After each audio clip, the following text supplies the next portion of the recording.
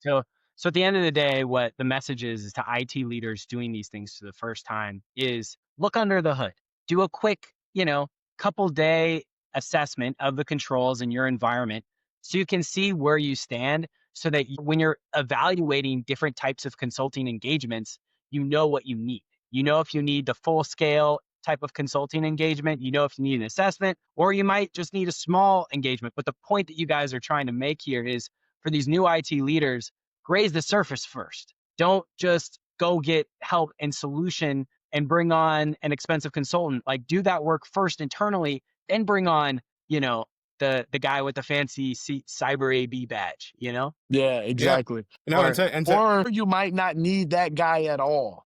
yeah, And that's yeah, where that's the other side too.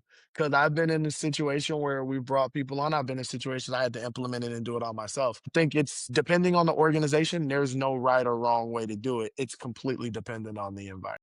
Joe, you agree with this guy or Yeah, no, absolutely. And I think sort of the second point to that, right? So we're talking about those leaders that, kind of already know that there's a lot of things screwed up in their environment, right? Like Mhm. they know that they're going to see a lot of red on the report. A lot of times they're engaging the consultant to get, going back to our last podcast point, to get the leadership buy-in, right?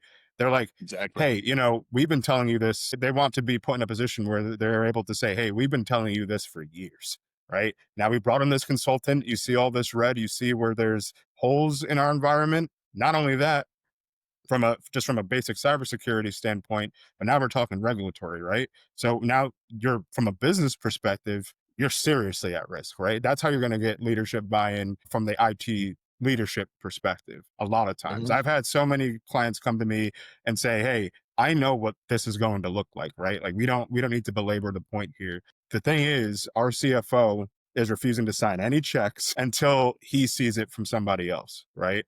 And that's a huge part of it as well.